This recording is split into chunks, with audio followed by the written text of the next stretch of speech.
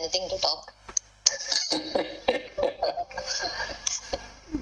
I have something in front of me, that is Indian scriptures, and they are written that Veda, it has got Vedang and Upaved. After that, Smritis, 4 Vedas, and then Samhita, Brahmana and Aranyaka. Correct. Then after that you have Darshana Shastras. That is Purva Mimamsa, what you call it? Nyaya, Vaisheshika, Sankhya, Yoga, Uttar Mimamsa. Then Puranas, that is Bhagavatam. And then you have writing of Acharyas, Jagat Gurus, writing of Rishis, Bhakt and saints. Then Itihasa, Ramayana and Mahabharata. Then last one is Gita. This is Indian scriptures. Very nice one. Nicely put it. Yeah, that is in totality.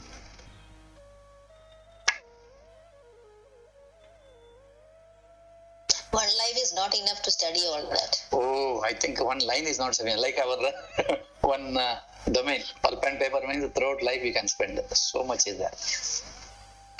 But basic understanding of Bhagavad Gita should be there, I think, with everyone before 10th standard.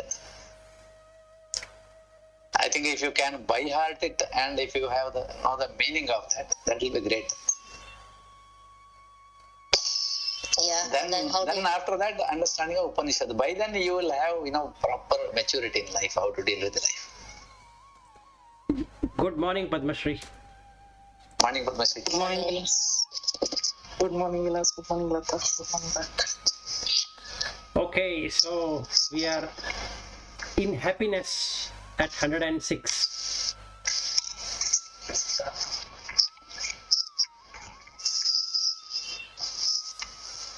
So 106th verse talks about how you feel happy.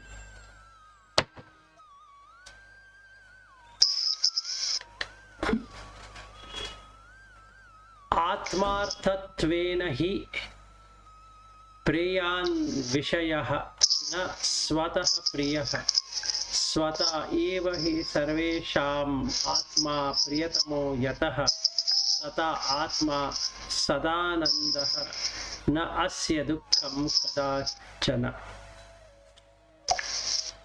Okay, now there are two self. One self is the self of ego and one self which is observing that we don't know presently. So what is there is the ego which is there, which identifies itself through the buddhi and gets the value in the manas, and chitta makes that experience possible. Now, for the sake of which self, the original self, a sense object appears to give pleasure, preya. So there are two things, preyasi and shreyas, preyas and shreyas. Normally 99.99% of our life goes in preyas, not in shreyas, because we are sensually driven. Everything what we experience is pulled by the senses. So first comes the Vishaya, second comes the senses, the third comes the Buddhi, fourth comes the Manas, and the fifth comes the ego, Ahankara. And this five is projected in the mind, which has its own value, and this is displayed in the self. It's just a projection. There is nothing out there, but that self neither requires it nor it rejects it. It is just showing there. There is nothing happening. But because it is held by the manas, the ahankara feels pleasured by what it sees or hears or touches or tastes or smells. But for the Atma, it is neither dear to itself. Svata eva hi sarvesham, its very own nature in contrast to all other objects. Atma priyatamo yataha, makes the self most beloved for this reason.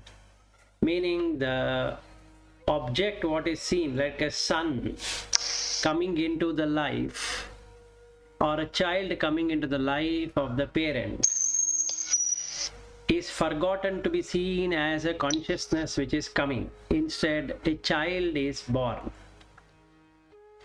It's a consciousness which has come out of food, not because there is a child there, but it is forgotten. The value what is put in now in the mind is a child. So the manas has the child. The chitta makes that child experience possible. So there is immediate pleasure because value is there of a child. So for a parent who had not conceived for a long time, suddenly this child is a boon. So they start enjoying that pleasure. Same thing with a person who has not found a job, gets a job, he finds pleasure. A person who is thirsty and gets water, again he gets into pleasure. So basically, that tata atma sadanandaha na asya dukkham kadachana.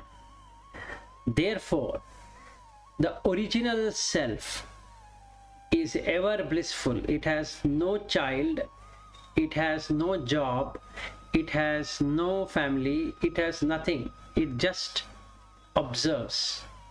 And it can never have any grief in whatsoever, because if there is a pleasure, immediately that pleasure goes away when the object is gone. Like, when the child is there and the child becomes an adult, the same child we start hating because it now has its own mind, its own way of dealing with things, which might not be in line with what I want that child to do. I still treat it like a child, but that person is an adult, or that person is a teenager, and he thinks what he should be doing rather than going by what his parents are saying him to do. A time will come when the child literally does not care about what his parent is trying to say. So the parents feel very much disheartened. Who were very much heartened in the beginning, they get into really disheartening.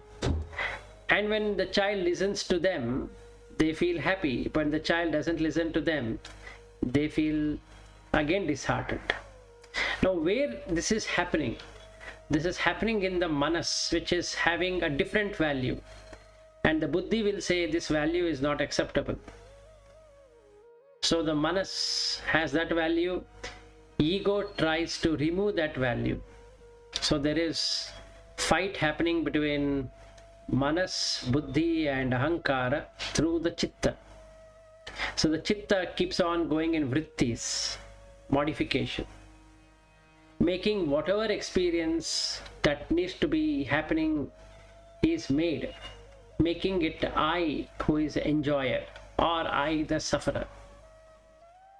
But if we really see, it is the object which is neither happy nor sad, and the original Atma or Atman is neither happy nor sad. So both, the object is neither happy nor sad or unhappy, and the Atman is neither happy or unhappy.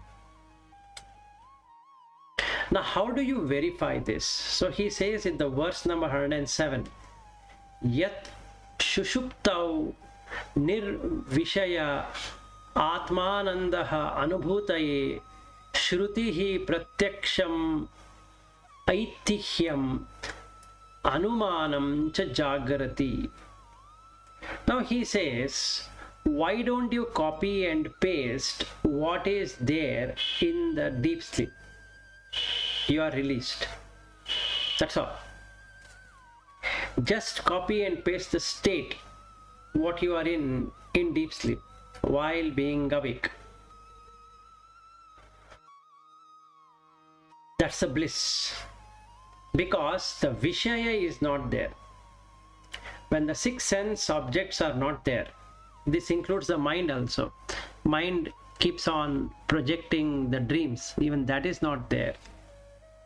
In deep sleep, only the unconscious consciousness, out of the 4 levels of consciousness, the first consciousness is this current consciousness, which is awakened state. Second is the subconsciousness layer, which is the dream state.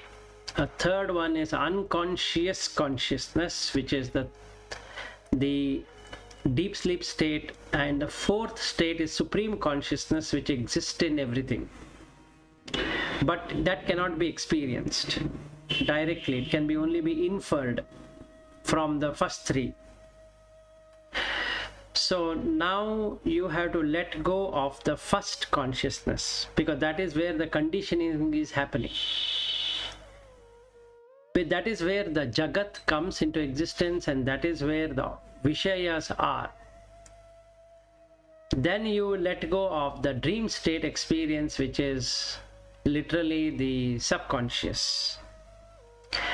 Then you are thrown into the unconscious consciousness, which has all the experiences, which is blissful at all the time. That is your Atma. Actually, all are the same, but if you were to say where the Atma is, and this is the unconscious conscious. Okay, now that one, you can see it pratyaksha, pratyaksha.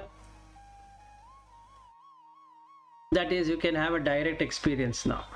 If you were to bring that unconscious consciousness to the top by removing the other 2, what it really means, it means that remove the Jagat. That's all. You have only 2 things to deal with. One is Ishvara and one is Jivi. So this unconscious consciousness experience is Ishvara. Now you can see how it is superimposed on the Jivi. So he says, you observe this. That means if you are feeling happy about something on the object, then there is something wrong. Let's say I am in one meeting and the meeting has gone as per what I wished it to be, and all the stakeholders are very happy with my presentation, with my argument, with my judgment and all that. That is of Vishaya. Now who is getting happy?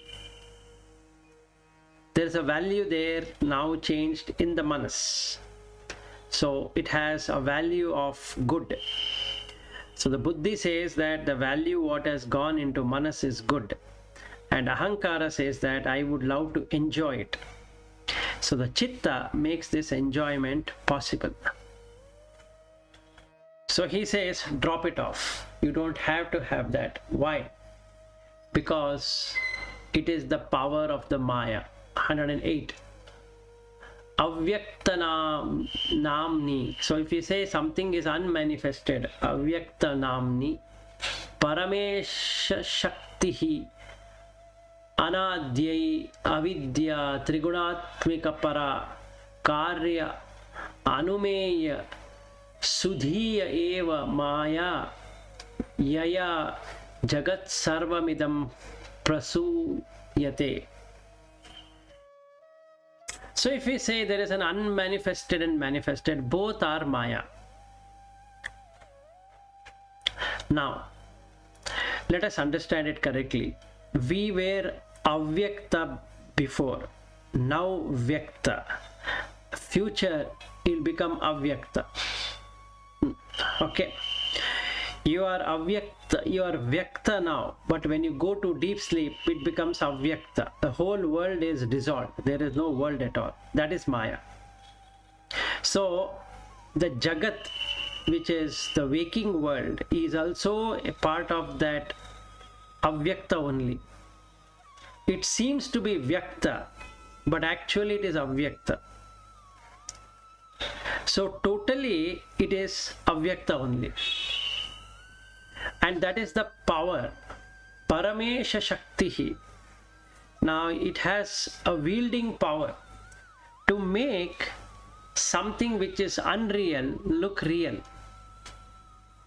This waking state experience, wherein I call somebody as a wife and somebody as a husband and somebody as an employee, employer, money and health and power and country and concepts and philosophy and this way, that way, life should be led in this form and that form and this place and that place, this country, all of that is part of the Maya.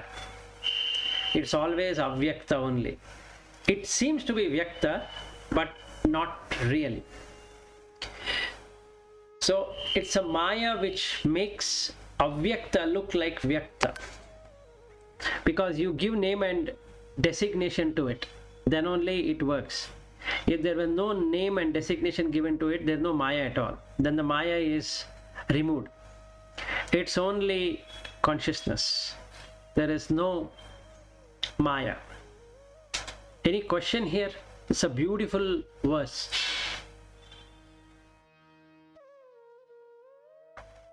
So the waking reality is a Maya. So if the waking reality is a Maya, then it cannot... So Jagrata Avastha is Maya, right? Yes, Jagrata, Swapna, Shushupti, all the three are Maya only. Jagrata Avastha is Maya, and in the same Jagrata Avastha, you are finally getting that enlightenment. Yes, which is Turiya. So that means Jagrata Avastha is Maya as well as it is Mukti. It also leads to Mukti, right? Mukti. Maya and Mukti both are there in Jagrata Avastha. Yes. But in Swapna it is not there. See, yes. And in Sushupti also it is not there, right? It is in ignorance. So it's only avidya. So he says here, people start... So that avastha, Yeah. again question is that avastha, either it can be Maya or it can be completely enlightenment. Correct. Moksha. Correct. Is there something called in-between stage? No, it's a 0 or 1. 0 or 1. So 0 to 1 transition is instantly happens. Yes, it's not step-by-step approach. Okay, then people get a feeling in between, what you call some special experiences. That is But they again are not in Maya. moksha. That is again Maya. This is what I have understood. Any experience you get, it may be experience, but that is not moksha. Yes. It is only Maya. Yeah, and people get stuck with that. So the supernormal powers are also part of Brahman only. Siddhi. The Siddhi is also Maya, right? Siddhi is completely Maya. Okay. See, Brahman is a magician. So Brahman has everything. All the Siddhis are part of Brahman only. The mind is able to do something. Yeah, that means this Vidya, only through Vidya you can get that Siddhi. And then from Siddhi, the next stage is, that is not moksha. You will start traveling to moksha. You will drop all the So, Siddhis. Yes, dropping everything. This wisdom, so-called knowledge, jnanam, we say it is moksha. But what is the difference between this, the Siddhi and this jnanam? Siddhi is part of Maya, wherein you are better placed when compared to normal waking experience. See, in the waking experience, you are doing normal things. brushing the teeth to taking bath to going to office and coming back and all that, and having a family and daily chores and all that is part of the normal waking life. When it comes to Siddhi, you are able to wield power over the 5 elements, which is part of Brahman. So now you have opened up the unconscious mind. But it is again part of Maya only. So I get stuck there. The reason I get stuck is that because in the mind, the value is given. The value is high now. That I am able to showcase all the siddhis, including I am able to understand the philosophy, explain the philosophy. Now I become a Shatavadani or a Sahasravadani and something like that. So it creates an illusion that I know many things. That's a siddhi, which is part of Maya. That's not mukti at all. It is another kind of bondage than the normal life.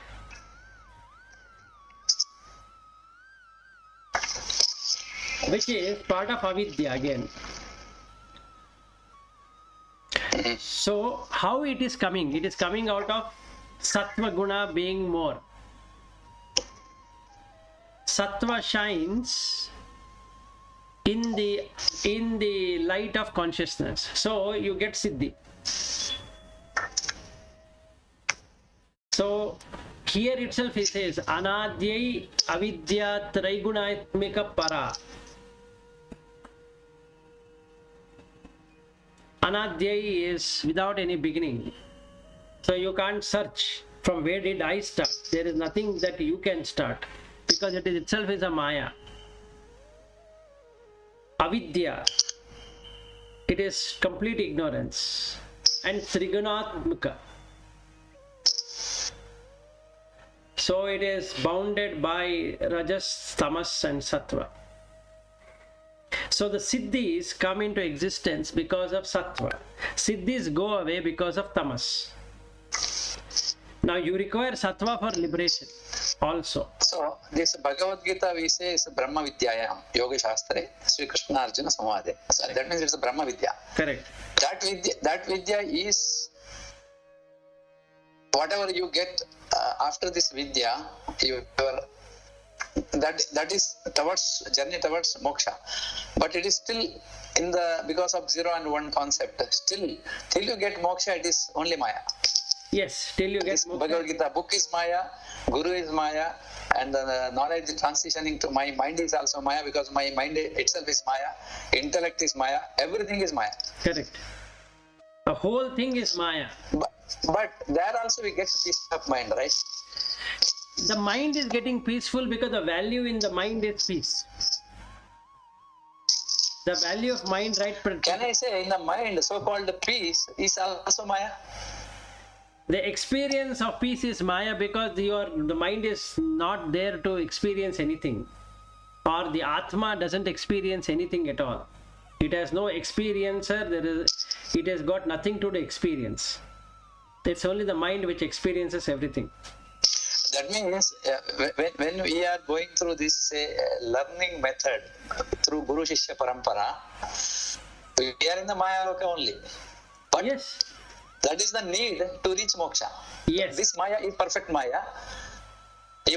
But we have understanding that it's an illusion. Yes, we have that understanding. But it is also Maya.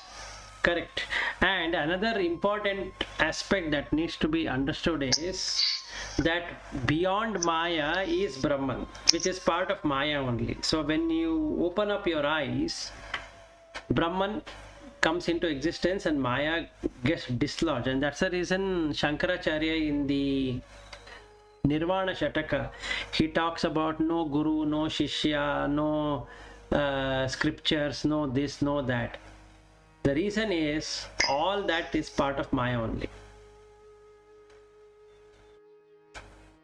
So Shankaracharya's philosophy people misunderstand and take it to be a Mayavada.